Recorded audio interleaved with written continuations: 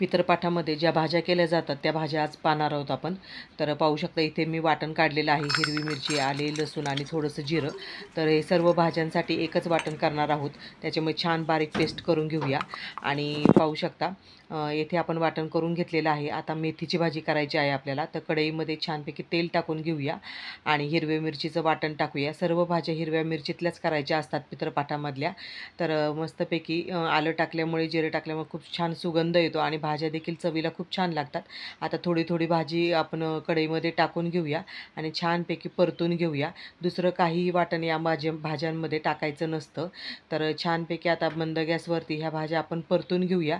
तर पाहू शकता 2 टप्प्यांमध्ये आपण कढईमध्ये भाजी टाकून घेणार आहोत. आणि कारण भाजी दिसायला जरी मोठी दिसली असली तरी शिजून ती कमी होते. आता चवीनुसार आपण मीठ टाकलं आहे आणि पाहू शकता मस्तपैकी आपली भाजी येथे मेथीची तयार झालेली आहे.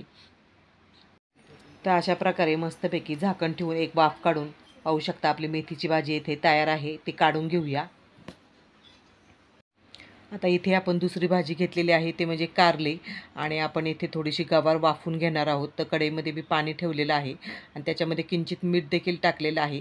तर इथे मध्ये कारल्याच्या चकत्या करून घेतलेल्या आहेत आणि गवारीची देठं काढून घेतलेली आहेत आणि नाकं काढून घेतलेली आहे.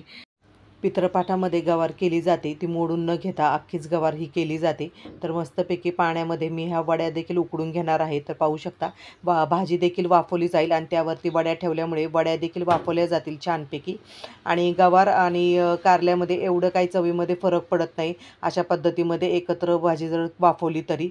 तर मस्तपैकी कढईमध्ये तेल टाकलं आहे आणि यामध्ये हिरवी मिरचीचं वाटण टाकून गवार ही छानपैकी आपण परतून घेणार आहोत. वरून चवीनुसार मीठ टाकायचं आहे. आणि पितरपाठातल्या भाज्या करताना यामध्ये हळद देखील टाकत नसतात. त्याच्यामुळे आपण इथे हळदीचा वापर केलेला नाही. तर मस्तपैकी 2 मिनटं गवार छानपैकी परतून घेतली की आपली गवार इथे तयार आहे. तर पाहू शकता मस्तपैकी गवार झालेली आहे. तर ही गवार देखील आपण काढून घेऊया. आणि ह्या भाज्या चवीला खूप छान होतात. तर आता पुन्हा आपण कढईमध्ये तेल टाकलेलं आहे. पुन्हा हिरवी मिरचीचं वाटण टाकलेलं आहे. हिरवी मिरची छानपैकी परतून घ्यायची आणि एकच वाटण काढल्यामुळे ह्या भाज्या देखील पटपट केल्या जातात. तर पाहू शकता आता कारले टाकून घेऊया आपण. कढईमध्ये हिरवी मिरचीचं वाटण छानपैकी परतलं आहे आणि आता हे कारले वाफवले आहेत. त्याच्यामुळे 2 मिनटं कारले परतून घेतले की आपली कारल्याची भाजी इथे तयार होणार आहे. चवीनुसार आपण मीठ टाकून घेऊया.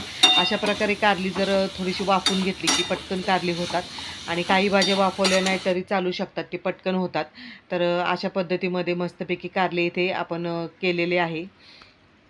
तर इथे आपली भाजी करण्यासाठी ते पुन्हा आपण तेल टाकून घेऊया. तर त्याच कढईमध्ये मी तेल टाकत आहे. तर हिरवी मिरचीचं वाटण टाकलेलं आहे. छानपैकी परतून घेऊया आपण. आणि यामध्ये आता आपण भेंडीची भाजी करणार आहोत. तर भेंडी स्वच्छ धुवून मी पुसून ठेवली होती. तर पाहू शकता मस्तपैकी सुकी सुकी झालेली आहे. आता त्या तेलावरती आपण ही भेंडी टाकून घेऊया आणि मोठ्या आचेवरती थोडीशी आपण परतून घेऊया आणि मंद गॅसवरती छानपैकी 1-2 मिनटं वाफ काढली की आपली भाजी येथे तयार होणार आहे. तर भेंडी छानपैकी परतली गेली आहे. यामध्ये आता मीठ टाकून घेऊया आणि पुन्हा थोडीशी भेंडी परतून आपण एक वाफ काढणार आहोत.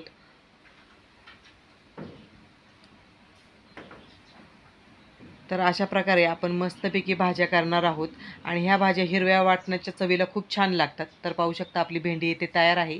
ती देखील आपण यामध्ये काढून घेऊया.